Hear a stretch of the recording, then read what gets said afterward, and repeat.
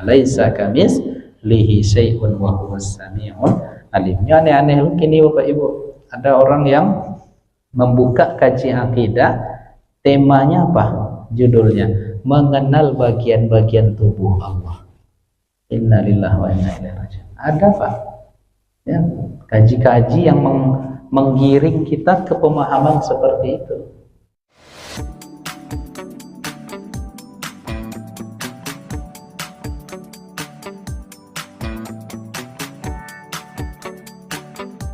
Assalamualaikum warahmatullahi wabarakatuh. Bismillahirrahmanirrahim. Alhamdulillahi rabbil alamin. Assalatu wassalamu ala ashrafil anbiya'i wal mursalin, sayyidina wa maulana wa habibina Muhammadin wa ala alihi wa sahbihi ajma'in. Asyhadu an la ilaha illallah wahdahu la syarika lah wa asyhadu anna Muhammadan abduhu wa rasuluhu la nabiyya wa la rasula ba'dah. Wallahumma salli wa sallim wa barik wa an'im ala sayyidina Muhammadin wa ala alihi wa sahbihi ajma'in. Alim ulama, cerdik pandai, tokoh masyarakat, besar tak disebut gelar, kecil tak dihimbau nama, umumnya hadirin hadirat, tamu-tamu Allah, sidang jamaah salat subuh yang dimuliakan oleh Allah Ta'ala. Kita bersyukur kepada Allah dengan mengucapkan Alhamdulillahirabbil alamin pada pagi yang penuh berkah ini, dalam tahun baru Hijriyah 1444 Hijriyah. Allah kumpulkan kita di tempat yang baik, pada saat yang baik, dalam kondisi dan niat yang baik, yang mudah-mudahan segala apa yang kita lakukan ini menjadi pemberat timbangan kebaikan kita di akhirat kelak. Amin ya rabbal alamin. Salawat dan salam tak lupa pula kita hadiahkan kepada Nabi kita Muhammad sallallahu alaihi wasallam. Allahumma salli wa sallim ala sayyidina Muhammadin wa ala alihi wa sahbihi ajma'in. Bapak Ibu hadirin hadirat yang dimuliakan oleh Allah Subhanahu wa taala, kita lanjutkan kembali kajian akidah Ahlus Sunnah wal Jamaah dari kitab Aqidah At-Tahawiyah yang dikarang atau yang ditulis oleh Al-Imam Abu Ja'far At-Tahawi. Kita sudah sampai pada halaman yang ke-15 di mana Al-Imam Abu Ja'far At-Tahawi mengatakan, ini pembahasan masih dalam pembahasan seputar ma'rifatullah, mengenal Allah Subhanahu wa ta'ala. Apa kata beliau? Qala al-muallif rahimahullah, telah berkata pengarang kitab yaitu Al-Imam At-Tahawi, semoga Allah merahmati beliau. Allah Ta'ala itu qayyumun la yanam. Allah Ta'ala itu maha qayyum. Ya. Dari sinilah diambil di antara sifat Allah itu qiyamuhu binafsihi. Jadi dari kata-kata qayyumun, Allah itu maha qayyum, la yanamu, tidak tidur, la yanam. Itu yang pertama. Kemudian khaliqun bila hajah, Allah Ta'ala itu maha khaliq bila hajatin, tanpa berhajat kepada suatu apapun. Allah Maha Qayyum, tidak tidur. Allah Maha Khalik, tanpa ada hajat terhadap apa yang Dia ciptakan. Kemudian Raziqun bila mu'nah, Allah Ta'ala memberikan rezeki atau Maha Razik, Ar-Razzaq, bila mu'natin, tanpa adanya rasa berat dan terbebani. Jadi Allah Maha memberikan rezeki tanpa adanya rasa berat dan rasa terbebani. Kemudian mumitun bila makhafah, Allah Maha Mumit. Mumit ini juga adalah salah satu dari Asmaul Husna. Muhyi wa Mumit. Allah yang Maha menghidupkan, Allah yang mematikan. Nah, Allah Ta'ala mumitun, mematikan, bila makhafatin, ketika Allah berkehendak mematikan sesuatu, itu tidak ada rasa takut sama sekali. Maka sehebat apapun makhluknya, apabila sudah Allah matikan, selesai. Ya, sehebat, setinggi, semantap apapun. Ya, dan bahkan Allah menunjukkan kuasanya, Bapak Ibu sekalian, ketika Allah mematikan orang-orang yang ingkar itu, mudah bagi Allah, tak ada rasa takut. Ya, dan bahkan orang-orang yang ingkar itu mati dengan salah satu makhluk Allah yang kecil di muka bumi. Ada yang mati dengan seekornya, dengan nyamuk. Ya, ada yang mati dengan di bawah arus laut. Ya, siapa dia? Fir'aun. Ya, Fir'aun merasa dia berkuasa, sampai berani mengatakan ana rabbukumul a'la, saya adalah Tuhan yang paling tinggi yang harus kalian sembah. Wa hadhil anharu tajri min tahti, kata Fir'aun, ini sungai Nil ini mengalir di bawah kekuasaanku. Akhirnya apa? Dia menyombongkan diri dengan sungai, justru dia mati dengan air, terbawa oleh arus, ya, akhirnya mati. Saat itulah dia berkata, amantu bi rabbi Musa wa Harun, saya ingin beriman dengan Tuhannya Nabi Musa dan Nabi Harun, tetapi sudah terlambat. Jadi Allah Maha mematikan tanpa adanya rasa takut. Ya, tak ada beban Allah untuk mematikan. Rasa-rasanya orang ini tak akan mati, akhirnya mati juga. Ba'isun bila masyaqqah, Allah yang Maha membangkitkan dengan tanpa rasa sulit. Ya, dirangkai kembali oleh Allah Subhanahu wa Ta'ala, sehingga Allah membangkitkan mereka di padang mahsyar nanti. Allah yang Maha membangkitkan, dan diantaranya nanti kita akan terheran-heran dengan kebangkitan dan kehidupan kita yang kedua itu. Apa yang akan kita katakan? Mamba'asana mim marqadina haza ma wa'adar rahmanu wa sadaqan mursalun. Itu di dalam surat Yasin. Jadi surat Yasin itu bukan sekedar dibaca saja Bapak Ibu, tetapi ditadabburkan juga apa makna dan isi yang terkandung dari surat Yasin. Nah, itulah ya sepenggal kalimat Al-Imam At-Tahawi mengenalkan kepada kita Allah Subhanahu wa Ta'ala. Nah, kita akan bahas ya dari kalimat ini. Qayyumun, kata-kata qayyum ya dikatakan oleh Al-Imam Al-Babarti ya di dalam syarahnya terhadap akidah At-Tahawiyah juga pada halaman yang ke-44. Makna dari Al-Qayyum tadi huwal qaimu ala kulli nafsin bima kasabat. Allah lah yang mengatur dan mengurus setiap jiwa ini atau setiap makhluk.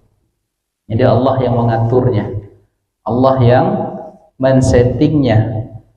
Waqila, dan ada pula pendapat yang mengatakan makna dari qayyum itu adalah al-hafidhu, yaitu Allah yang maha menjaga. Nah, jadi ini aneka penafsiran dari kata-kata al-qayyum. Jadi makna yang pertama artinya adalah kata-kata qayyum itu, kata al-Imam Al-Babarti, al-qaimu ala kulli nafsin, yang mengurus setiap jiwa.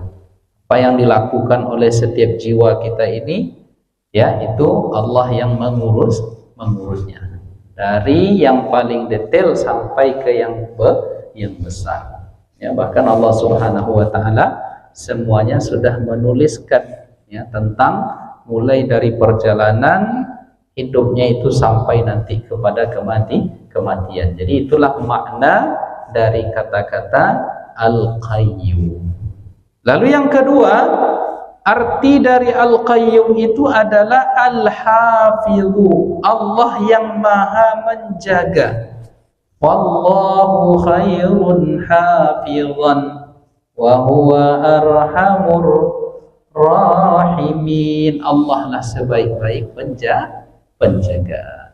Ya. Jadi di dalam sebuah hadis, kalau tidak salah hadis qudsi, bahwa sekiranya berkumpul seluruh makhluk yang ada di muka bumi ini, baik dari kalangan jin, manusia, siapapun, mereka merencanakan makar jahat terhadap kita, kalau Allah sudah menjaga, maka semuanya tidak akan pernah terjadi. Artinya atas izin Allah. Nah, jadi Bapak Ibu yang dimuliakan oleh Allah, ini penafsiran yang kedua dari kata-kata al-qayyum tadi. Kemudian penafsiran yang ketiga dari kata al-qayyum, al-qaimu bitadbiri amril khalqi, Allah yang mengatur tentang segala pentadbiran perkara makhluknya. Jadi Allah yang mengatur, ya, segala masalah, atau apa bahasa sederhananya, Allah yang mengatur, ya, men-setting setiap persoalan hambanya. Jadi apapun yang terjadi tidak lepas dari kemaha-qayyumannya Allah Subhanahu wa ta'ala. Jadi artinya kalau kita balikkan ke sana Bapak Ibu, kita tidak akan pernah risau dengan apa yang akan terjadi, tak akan tidak akan risau dengan apapun yang akan terjadi, tidak akan yang telah lewat juga tidak akan membuat kita merasa berkecil hati dengan segala keinginan dan takdir dari Allah Subhanahu wa ta'ala. Jadi inilah keyakinan yang kuat tanpa ada sedikit pun keraguan bahwa Allah Maha Qayyum berarti Allah yang mengatur segalanya. Jadi settingannya itu sudah dari Allah Subhanahu wa ta'ala. Nah, kalau sudah tahu kita bahwa semuanya settingan Allah, berarti kita tidak akan, ya, kecewa dengan apa yang telah berlalu, tidak akan risau dengan apa yang akan datang. Nah, kenapa demikian? Karena banyak kita ini risau pada sesuatu yang tak perlu dirisaukan, ya. Dan apalagi tentang hari depan. Kita tak boleh terlalu takut, ya. Nah, kalau kita sudah, ya, mengkosongkan semuanya itu, lalu memasukkan di dalam kalbu kita keyakinan Allah yang mengatur, mengurus dan men-setting semuanya, maka jadilah kita hamba Allah yang paling merdeka. Ini merdeka kita Bapak Ibu, ya. Kita tak perlu risau lagi dengan apa yang akan terjadi, tak akan takut dan tak akan mengutuk semua yang telah terjadi. Kenapa dulu tidak begini ya? Kalau begini dulu kan begitu jadinya. Jadi tak boleh lagi masalah-masalah yang sudah berlalu itu tak perlu lagi kita mempertanyakan, karena memang Allah Ta'ala yang membuatnya begitu, dan pasti ada banyak hikmah ya. Bapak Ibu pasti merasa, coba kalau Allah buat seperti ini dulu alur hidup kita, mungkin saya tak akan begini ya. Pernah tak merasakan itu Bapak Ibu ya? Kalau tidak diarahkan begini oleh Allah, mungkin sudah begini ya. Masya Allah ya. Ada teman saya ya, senior saya di Sudan ya. Apa kata beliau? Saya dulu luntang lantung di Sudan itu kan, dari Kairo ke Sudan tidak jelas hidup saya. Nah, ketika dipertemukan oleh Allah Subhanahu wa Ta'ala dengan komunitas orang-orang baik, maka disitulah alur balik saya untuk kembali ke jalan yang benar. Kalau dulu duduk di tepi Sungai Nil kerjanya Pak ya, nonton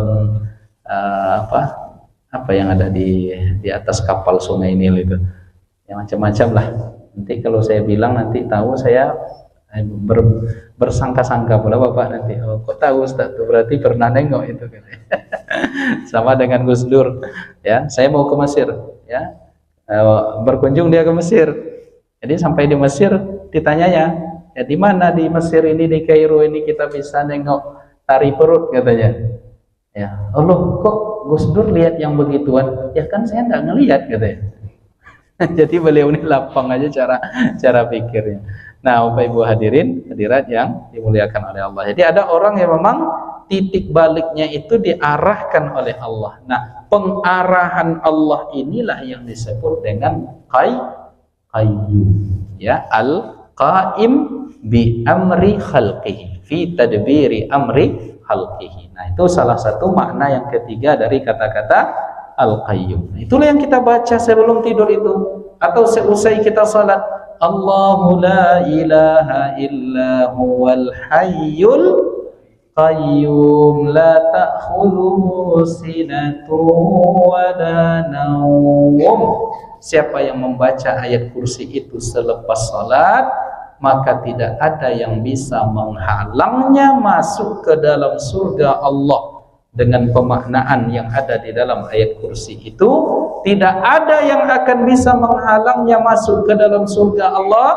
Dibacanya setiap selepas salat, tak ada yang bisa menghalangnya dari surga Allah itu sebelum kematian, kecuali hanyalah kematian. Artinya sebelum mati dia tidak akan masuk surga. Jadi artinya dijaminkan oleh Allah, orang yang membaca Allahu la ilaha illa huwal hayyul qayyum atau ayat kursi itu ternyata bisa berujung kepada surga. Tentunya bukan sekedar hanya pada batas membaca, tetapi mengerti apa makna kandungan pelajaran yang ada di balik ayat kursi itu. Karena dibuka dia dengan pengenalan kita kepada Allah. Allahu la ilaha illa huwal hayyu al-qayyum.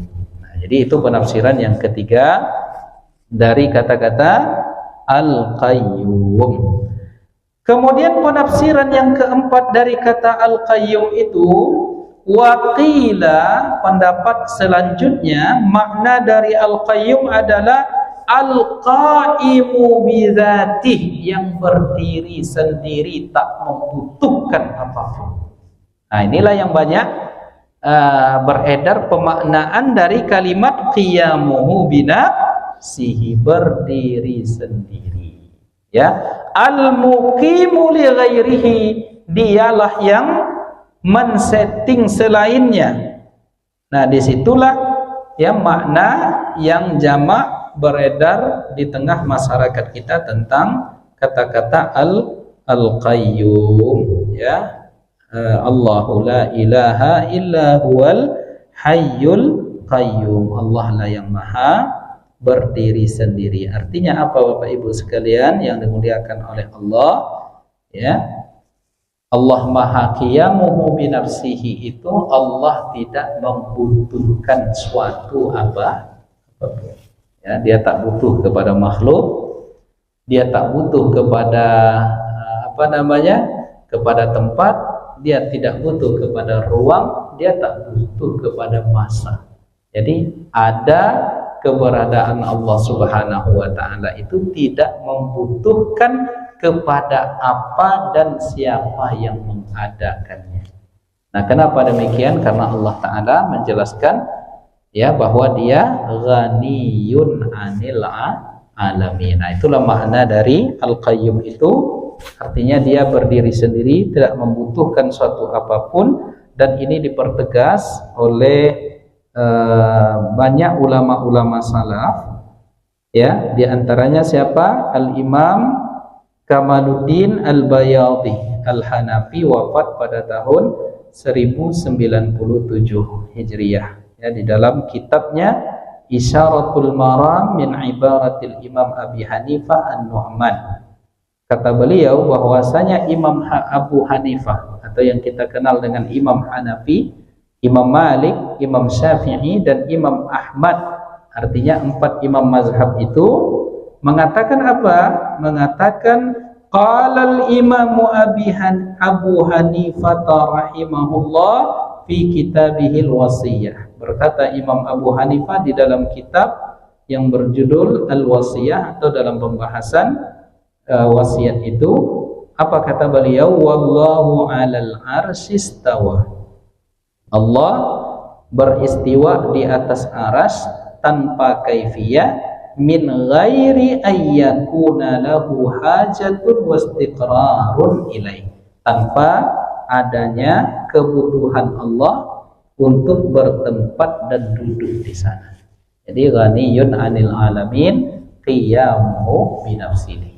Jadi kalau ada kajian-kajian akidah yang menggiring Bapak Ibu bahwa Allah itu duduk bertempat di atas aras, hati-hati, ya, hilangkan itu dari pemikiran kita, karena Allah itu ada tanpa membutuhkan sesuatu apapun. Qayyum, ya, qayyum, berdiri sendirinya tanpa membutuhkan suatu apapun.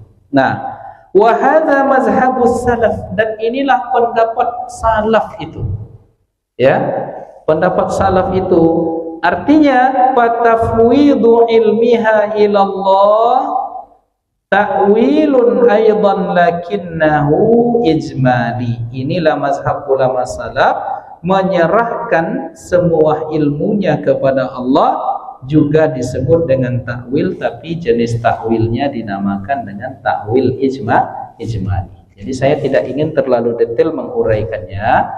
Maksud saya, ya, adalah Bapak Ibu sekalian yang dimuliakan oleh Allah, ya, beriman secara global itu, ya, jangan sampai kita nanti mengira Allah itu dengan zatnya duduk di atas arsy, ya, duduk di atas arsy. Jadi kita serahkan ketika Allah menyebut misalnya istawa 'alal arsy, kita serahkan maknanya bulat-bulat kepada Allah, dan kita meyakininya sebagai sifat. Jadi tidak dengan keyakinan bahwa Allah istiqrar di situ. Istiqrar itu ya duduk bersimpuh, bersemayam, ya, ibarat raja duduk di sana memantau, memperhatikan segala apa yang ada di bumi dan di langit. Nah, jadi para ulama kita menjelaskan dalam akidah Ahlus Sunnah wal Jamaah, dijelaskan bahwa Allah Ta'ala itu beristiwa di aras, karena aras itu adalah makhluk yang paling besar, yang paling agung. Jadi ini disebutkan Allah beristiwa di sana, di antara pemaknaannya juga adalah Allah yang mengaturnya. Jadi Bapak Ibu, inilah pendapat yang dipilih, ya, oleh siapa? Di antaranya Imam Malik, Imam Syafi'i, Imam Ahmad bin Hanbal. Jadi kalau ada nanti kita digiring ke pemahaman Allah punya tangan, cuma tangannya tak seperti tangan kita.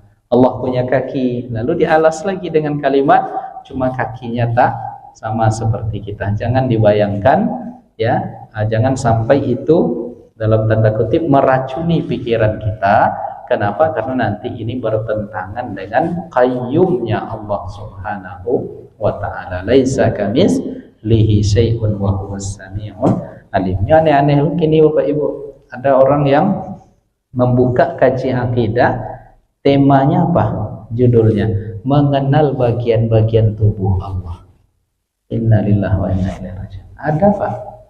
Ya, kaji-kaji yang menggiring kita ke pemahaman seperti itu, yang mengenal bagian-bagian tubuh Allah, wajah, ya, kemudian Allah punya tangan, Allah punya kaki, ya, ya Allah, ya, kaji apa seperti ini, ya, padahal beriman tentang ma'rifatullah itu adalah secara global saja, ya, seperti yang diuraikan oleh Al-Imam At-Tahawi itu. Ya, Allah Ta'ala itu maha qayyum, berdiri sendiri, artinya tak membutuhkan suatu apa, tak butuh tempat duduk, tak butuh tempat tidur, ya, jangan digiring, ya, ke arah-arah demikian, ya. Jadi ketika ulama salaf itu menerima, ya, mengisbat bahwa Allah beristiwa di aras, Allah memiliki tangan, itu mengisbat, menerima dalam artian menetapkan memang seperti itu, dia sebagai sifat, dia sebagai lafaz dalam Al-Quran, tapi apakah maknanya anggota tubuh atau jasmani, itu yang ditolak. Akhirnya, ya, cara pikir yang selamat untuk menyelamatkan akidah kita dalam persoalan yang demikian bukan menihilkan makna, tetapi kita serahkan semuanya kepada Allah Subhanahu wa ta'ala. Jangan dibayang-bayangkan, ya, dan kita meyakini itu sebagai sifat. Nah, jadi Allah Subhanahu wa ta'ala maha qayyum, ya, maha berdiri sendiri, tak membutuhkan suatu apapun.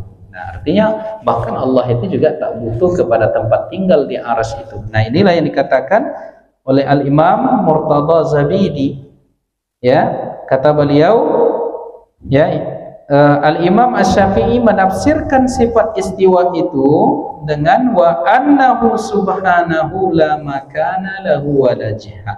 Sesungguhnya Allah Ta'ala itu tidak berada pada suatu tempat atau suatu arah. Wa dalilu alaih, apa dalilnya, apa buktinya? Annahu ta'ala wala makan fa khalaqal makan. Allah, ya, pada mulanya qiyamuhu binafsihi, berdiri sendiri, lalu Allah menciptakan makhluk. Jelas Bapak Ibu, pada mulanya Allah sendiri, lalu Allah menciptakan makhluk, ya, langit, bumi, manusia, aras, bintang gemintang, matahari, bulan, dan semuanya itu diciptakan oleh Allah Subhanahu wa ta'ala. Setelah Allah menciptakan semuanya itu, Allah masih seperti dulunya. Jelas? Ya, Allah masih seperti dulunya. Wa huwa ala sifatil azaliyah kama kana qabla khalqihil makan. Kenapa? Karena, ya, tak mungkin Allah itu at-taghyir wa tahawul fi zati. Tak mungkin dia berpindah-pindah. Karena yang berpindah-pindah itu adalah makhluk. Jelas Bapak Ibu? Jadi tidak pernah akan sama. Dia qiyamuhu binafsihi, tak membutuhkan tempat, ya, pada mulanya ia sendiri, ia ciptakan aras, ia ciptakan segala sesuatu. Allah tak akan pernah berubah dari sifat azalinya, ya. Jadi jangan dibayangkan Allah itu turun setiap malam, kan baru ini ya, turun perpindahan fisik, ya, turun zatnya. Nah, itu kacau nanti cara kita berakidah. Nah, jadi Bapak Ibu hadirin hadirat yang dimuliakan oleh Allah, itulah makna dari Al-Qayyum tadi. Ada 4 pemahaman yang disebutkan oleh Al-Imam Al-Babarti. Jadi ternyata makna yang keempat itulah yang kita terjemahkan dengan qiyamu binafsihi, berdiri sendiri, tak membutuhkan suatu apapun. Kalau kita kan butuh Bapak Ibu, ya, untuk duduk kita perlu ada ruang, ya, kursi untuk duduk atau space untuk duduk. Kalau apalagi kita perlu Kalau ingin tidur perlu ruang untuk kita, space untuk kita tidur. Kenapa? Karena kita butuh kepada yang lain, tidak kita saja. Karena kita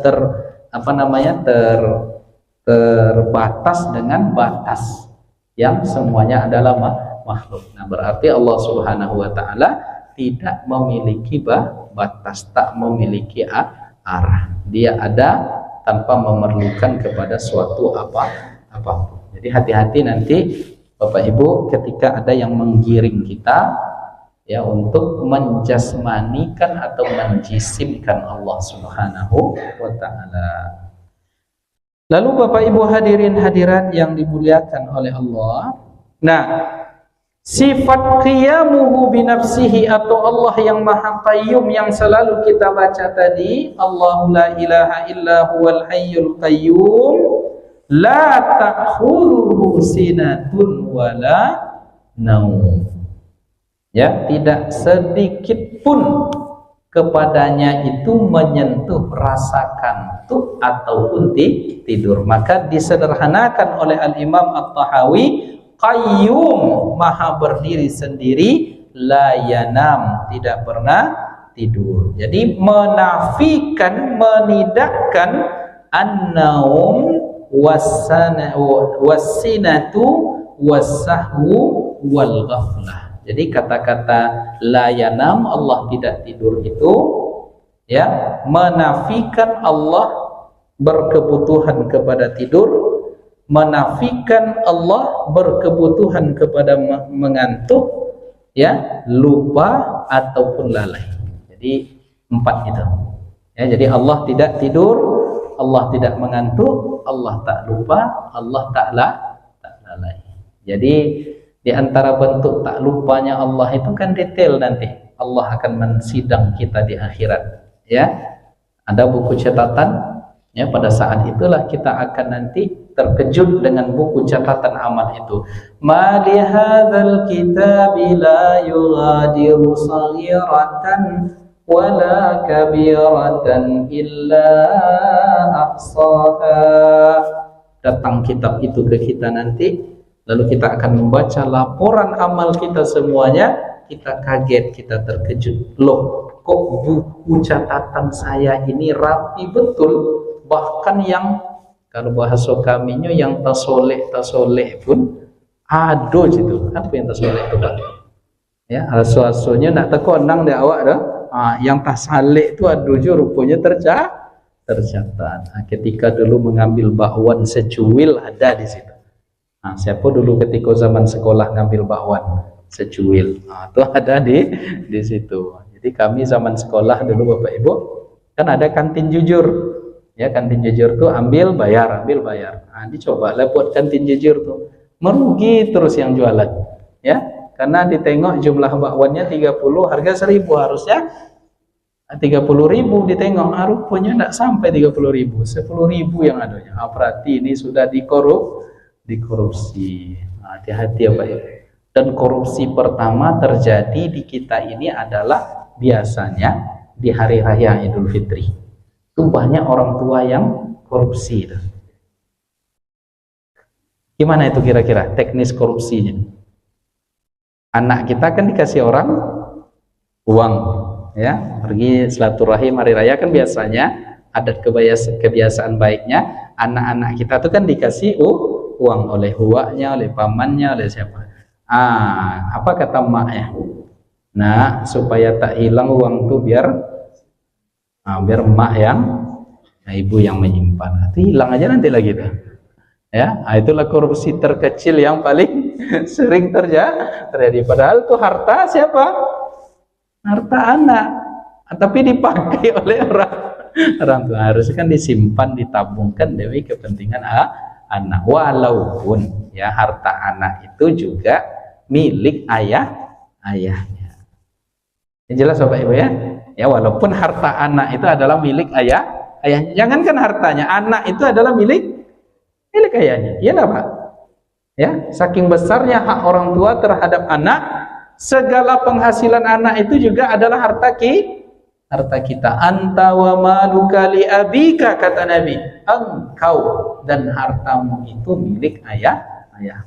Tetapi ya kalau harta anak itu di apa juga dimain-mainkan juga berarti sudah mulai korupsi. Nah, walaupun boleh ya itu harta orang tua juga, tetapi janganlah apa namanya, karena tersetting nanti itu. Nah supaya aman biarlah apa ya ibu yang pegang ya, rupanya dibolehkannya ke Tupperware ke misal ya. Bapak Ibu hadirin hadirat yang dimuliakan oleh Allah, la yughadiru saghiratan wala kabiratan illa ahsaha. Tak lupa Allah Ta'ala dengan apa yang kita kerjakan itu, sehingga terdeteksi, tercatat langsung di dalam buku catatan amal. Maka la ta'khudhuhu sinatun wala naum. Maka ada dalam istilah bahasa Jawa itu kan, Tuhan itu ojo, Tuhan tak tidur itu apa istilahnya? Orang sare. Jadi Tuhan itu tidak pernah itu Pak ya. Saya tidak paham itu, kurang ngerti bahasa Jawa ya. Nah, jadi Tuhan tidak tidur. Jadi apapun yang terjadi di muka bumi ini, terlebih lagi kezaliman yang pernah kita lakukan ya, maka Tuhan tak pernah tidur. Ya, makanya orang kalau dia merasa terzalimi, dia akan selalu berkata Allah tak tidur atas segala apa yang terjadi.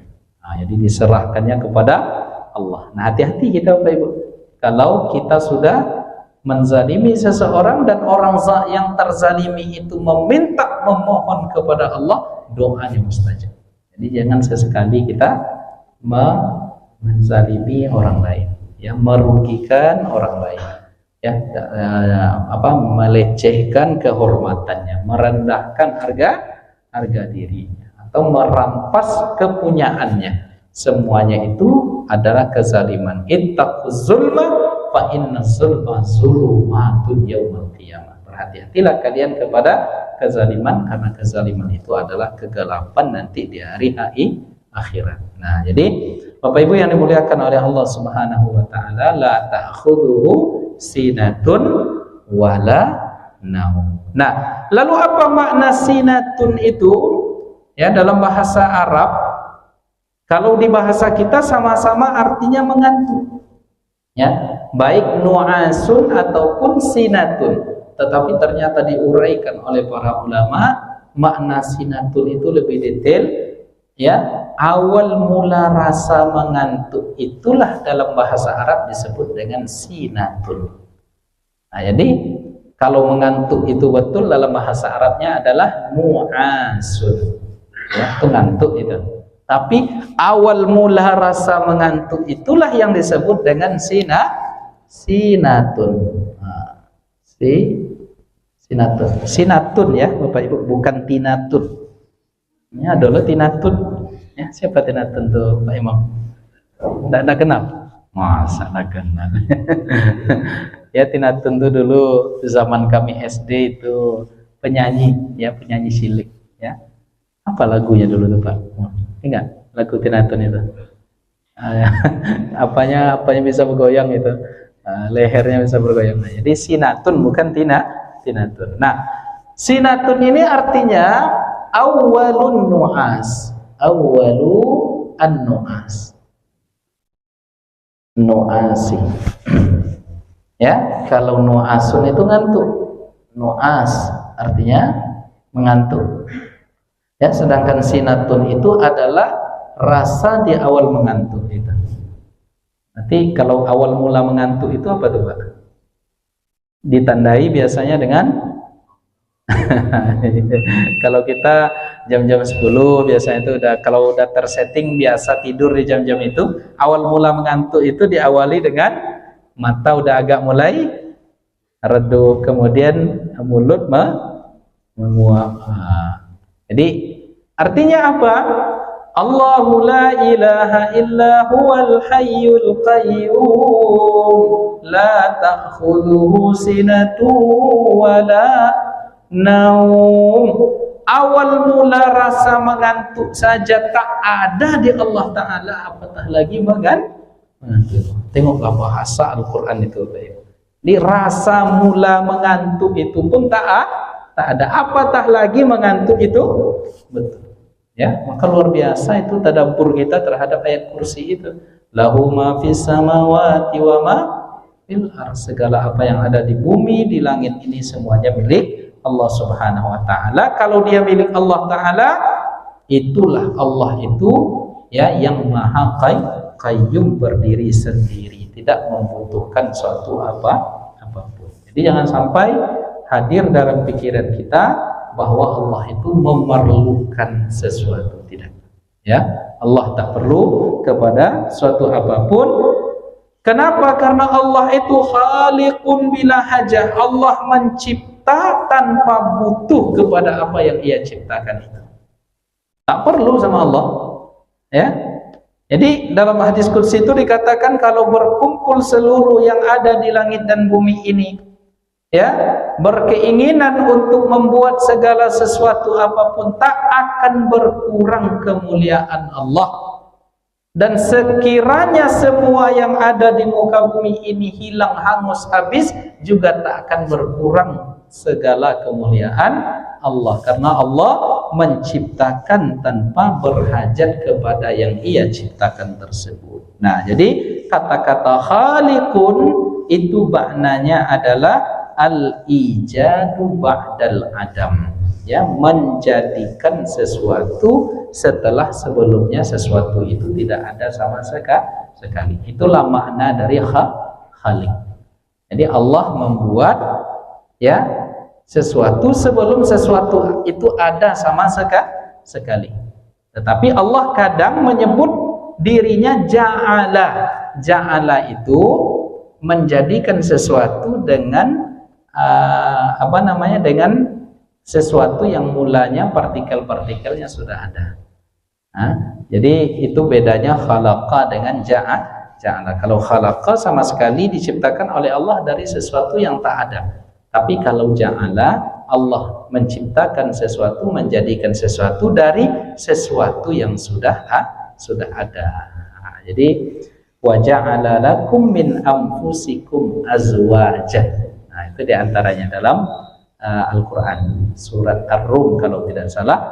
Allah menjadikan dari jenis kalian itu pasangan. Nah, menjadikan itu, menciptakan itu, sesuatu itu sudah ada sebelumnya, ya. Lalu Allah jadikan sesuatu yang ada itu akhirnya berhimpun, bertemu, berpadu. Maka Allah pilih kata-kata wa ja'ala min anfusikum, ya. Apa ayatnya? Azwajan. Ya, Allah menciptakan, menjadikan dari jenis kalian itu ada pasang-pasangannya. Jadi yakinlah Imam, ya, pasangan itu ada, cuma belum ketemu. Tolong dipertemukan tuh Pak. Ya, Pak Yazid, tolong dipertemukan dulu. Ya, ada bertemu belum? Belum.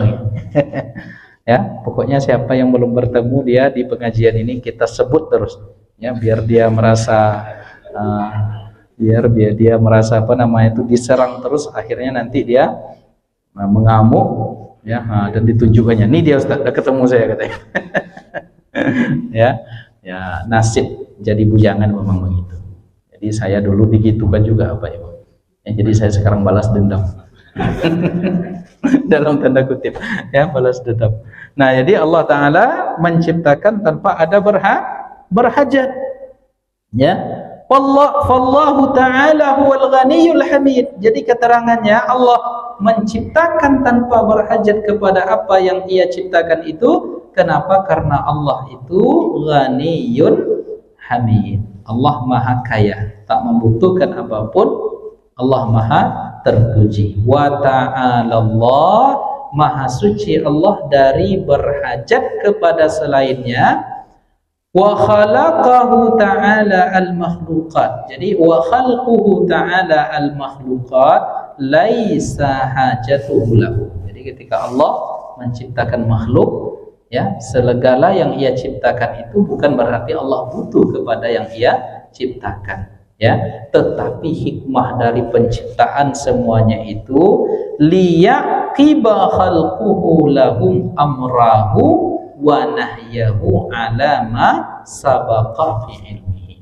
Jadi ketika Allah menciptakan makhluk, bukan berarti Allah berhajat kepada makhluk itu apapun dia, ya, malaikat, jin, manusia, aras. Nah, ini kata kunci yang harus kita pegang ini dalam keyakinan yang tak boleh ada keraguan di dalamnya. Allah tak butuh, ya, Allah tak butuh. Tetapi ketika Allah menciptakan dengan keinginannya, dengan iradatnya seluruh makhluk itu, supaya makhluk itu menjalankan perintah dan larangan Allah. Jadi supaya Allah dikenal, ya, supaya Allah diketahui. Dalam sebuah hadis dikatakan, saya ini, ya, tersembunyi, tetapi saya ingin diketahui oleh makhlukku, kata Allah.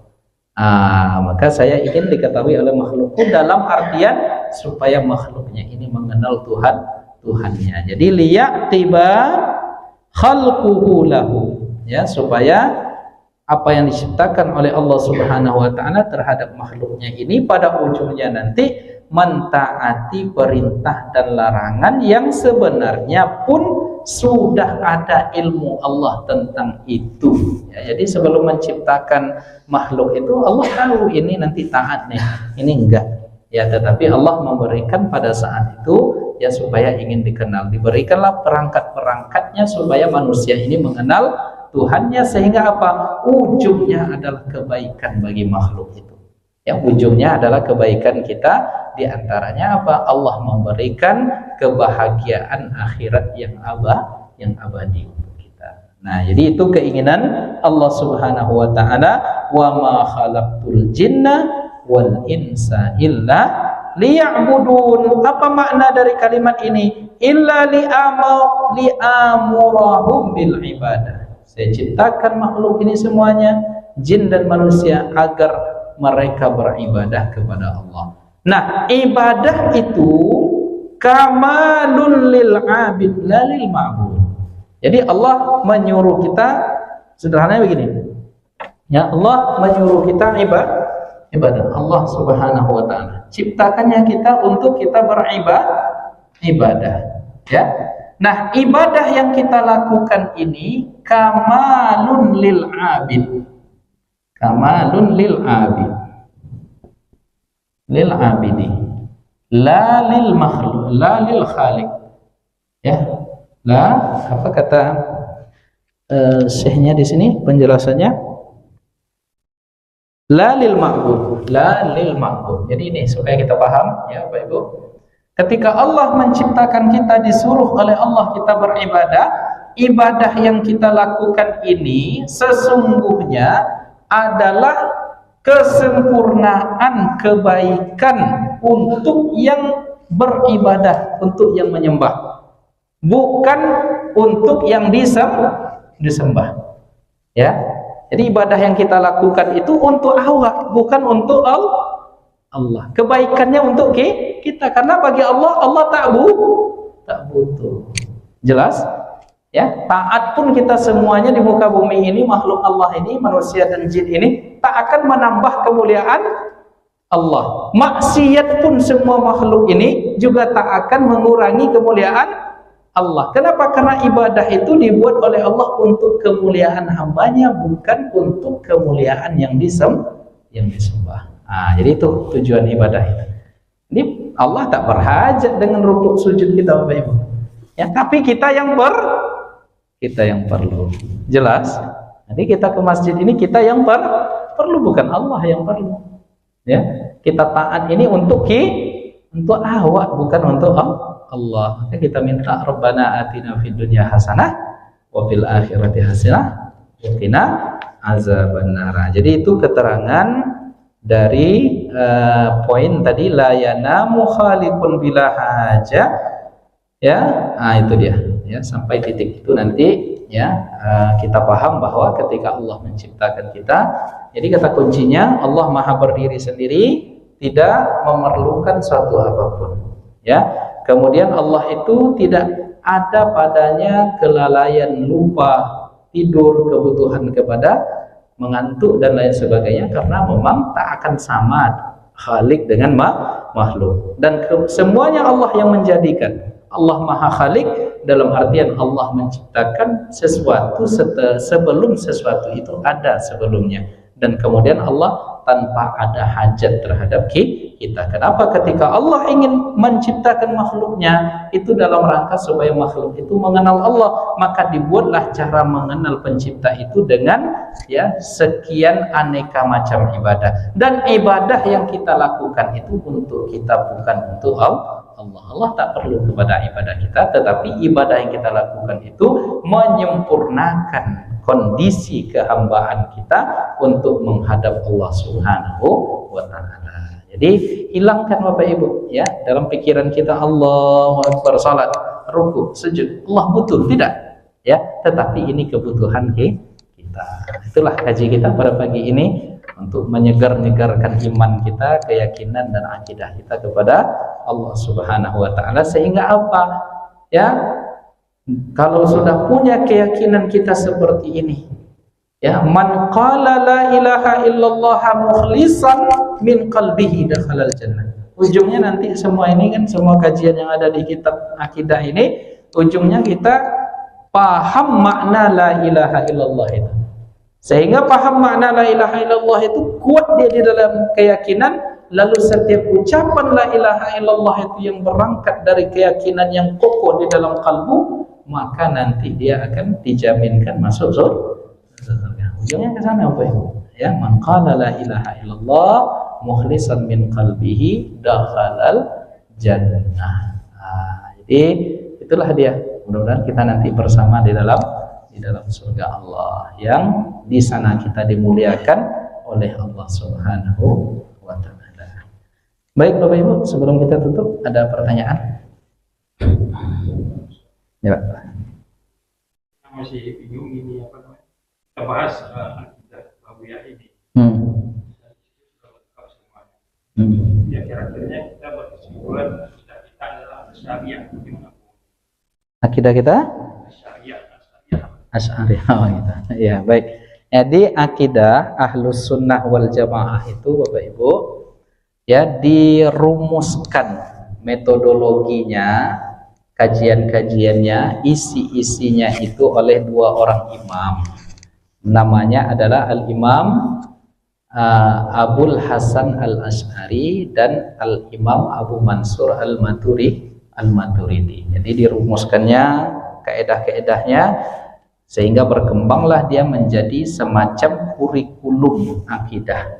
Maka dinamakanlah akidah itu dengan akidah Asy'ariyah atau akidah Maturidiyah. Yang mana akidah Asy'ariyah, akidah Maturidiyah itu atau akidah Asariyah, Ahlul Asar itu, ketiga kelompok ini adalah Ahlus Sunnah wal Jamaah. Lalu ini kenapa kok namanya akidah Thahawiyah? Karena pengarangnya adalah Imam Thahawi. Dinisbatkanlah kajian-kajian akidah yang ada di dalam karyanya ini dinamakan dengan akidah Thahawiyah. Jadi begitu Pak.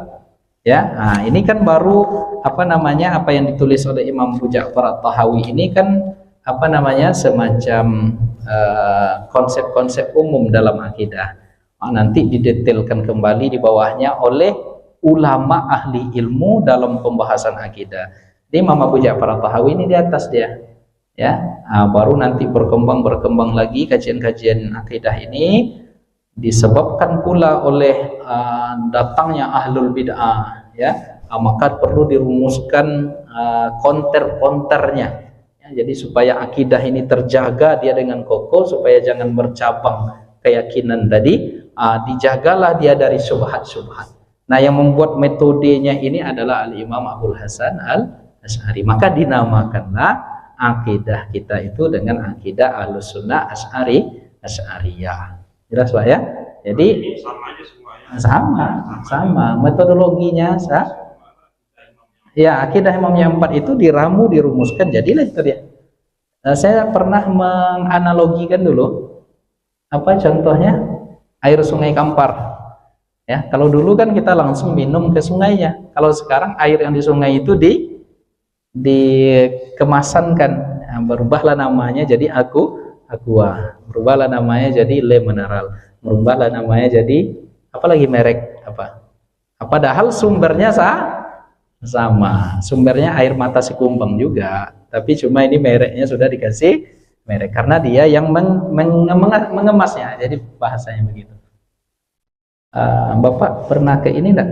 Pernah ke Bukit Tinggi? Pernah lah ya. Pernah Bapak datang ke Los Lambuong di Bukit Tinggi itu? Kan ada nasi kapau. Ya kan, di apa tuh ada nasi kapau uni yet, nasi kapau uni ros, nasi kapau uni cah, nasi kapau uni des. Barang tuh nasi kapau juga. Jelas Pak? Barang tuh nasi kapau, tapi namanya dek iko yang menjualnya adalah uni ros aja. Jadi nasi kapau uni ros. Yang dijual dek uni ros, dek uni cah, dek uni desi, dek uni segala uni yang ada di situ. Nasi kapau barang itu ya, tapi namanya jelas Bu. Begitu ya. Maka akidah kita dinamakan akidah Ahlussunnah wal Jamaah dalam pemahaman Al-Imam Abul Hasan Al-Asy'ari metodologi. Kita berfikih, fikih kita mazhab Syafi'i. Mazhab Syafi'i itu dari Rasulullah juga. Cuma yang meramu mengemasnya adalah Syafi'i. Ada lagi yang ikut dia Hambali, Maliki. Sudah kita jelaskan kemarin. Jadi dalam fikih 4 mazhab, ya, dalam akidah 2 tadi, ya, kemudian dalam tasawuf pilar agama kita itu, ya, teori pensucian jiwa yang dirumuskan oleh Al-Imam Abu Hamid Al-Ghazali dengan Al-Imam Junaid Al-Baghdadi. Jadi siapa yang keluar dari konsepsi yang sudah pakem itu ya berarti nyeleneh namanya, ya. Jadi begitu. Makanya kemarin kita mengcounter pengajian-pengajian tasawuf yang salah itu Pak. Ya, nama-nama ruh, ya, itu tidak ada lagi kajian-kajian tentang itu. Ya, nama ruh, nama bidadari, kafarat ruh. Jadi kalau Bapak nanti ada akikah jiwa, akikah diri, ada pula akikah ruh. Itu kan aneh-aneh aja. Maka kita counter. Ya, karena itu sudah keluar dari konsepsi tasawufnya Ahlussunnah wal Jamaah yang dirumuskan oleh Al-Imam Al-Ghazali dan Junaid Al-Baghdadi. Jadi akidahnya itu nama, ya, itu nama penamaan kemasannya. Dan semuanya Ahlussunnah wal Jamaah. Demikian Bapak Ibu yang dimuliakan oleh Allah. Kita tutup kajian kita ini dengan doa kafaratul majelis. Subhanakallahumma wa bihamdika asyhadu an la ilaha illa anta astaghfiruka wa atubu ilaik. Billahi taufiq wal hidayah. Assalamualaikum warahmatullahi wabarakatuh.